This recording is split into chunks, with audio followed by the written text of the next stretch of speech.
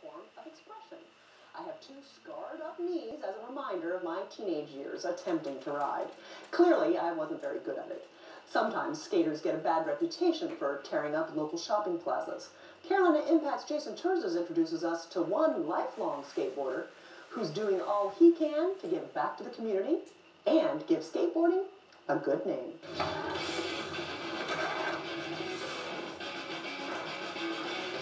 Started going to skate parks maybe when he was about 5.5 or 6. That's his thing. He's on that board all the time. What is it about skateboarding? Most people who love it are enamored by it. I think I got my first skateboard when I was like 3. Maybe it's the dream of competing in the X Games, or being the next Tony Hawk, or maybe it's the challenge, or freedom of expression. It's just a lot different than other sports. It's kind of like an escape from a lot of things. It's a sport, but it's so much more than that. It's a community, it's a lifestyle, and just to find a lot of like-minded people who are all working really hard trying to accomplish crazy things on a piece of wood and 4 wheels, it's pretty incredible.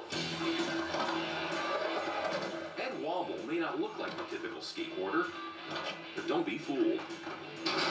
It just always was real fun for me. At 57, Ed's been making moves on his board for over 50 years. You are responsible for how well you do. And the harder you work at it, the better you get at it. Skating has always been Ed's lifelong passion. Yeah, that's him, back in the 70s, big tube socks and all. I'd walk around the University of Florida campus with my skateboard and people looking at me in 1977, 78 going, you know, who's the skateboarder dude?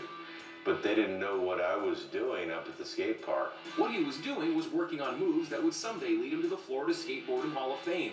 In his day, there was no internet, no X Games, no way to share what he was doing. We were doing it for the pure fun and sport of doing it. But these days, Ed has a major concern.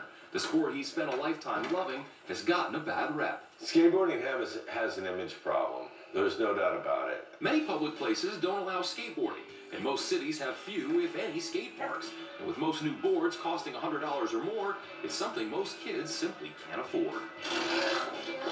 So Ed is trying to change that, one skateboard at a time. The payback is, you know, giving to the kids. Thanksgiving weekend, 2006, Tampa, Florida. Ed and some friends were at a local skate park.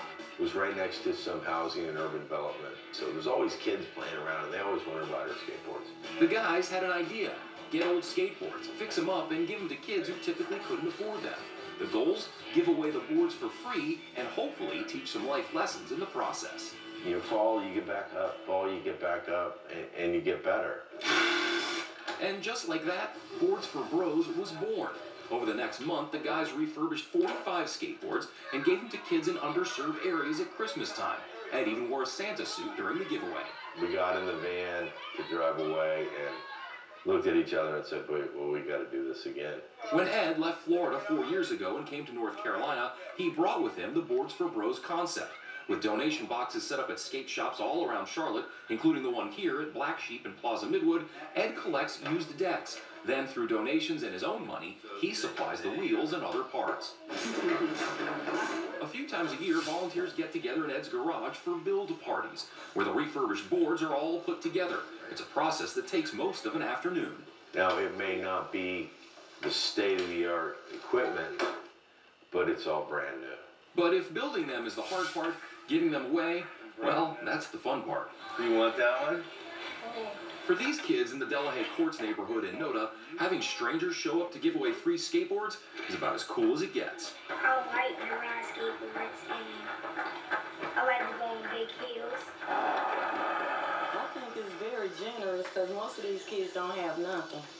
And it's special for them.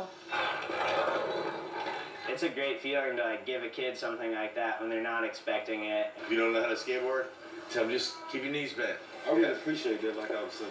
You're welcome, man. This is a money-losing proposition, but it's worth every moment because of that feeling we get when we get in the car to drive away.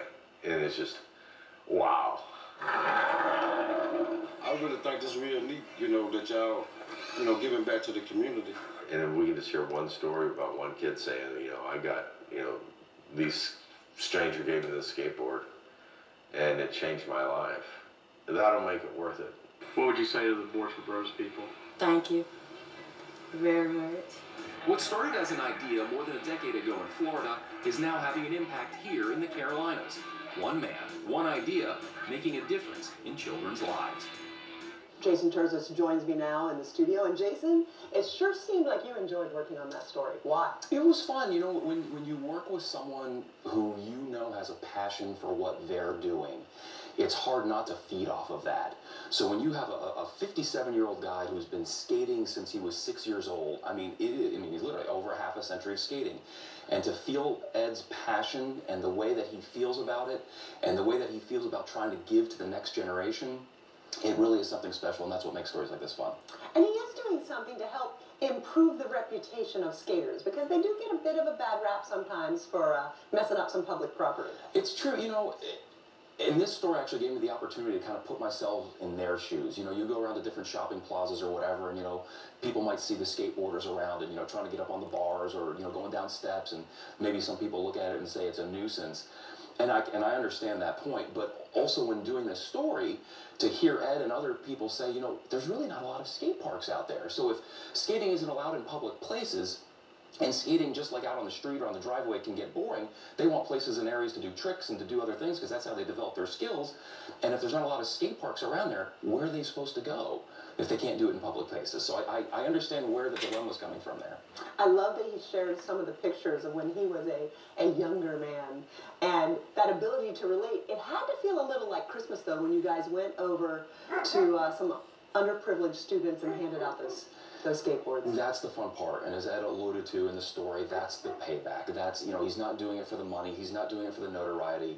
He's doing it because he loves to see the kids' faces, you know, when someone shows up and he's got a group of people helping him, and just show up on a Saturday morning and like, here, no, we're not asking for anything, we're just here to give this to you. We hope you have fun with it, as much fun as we did, and enjoy.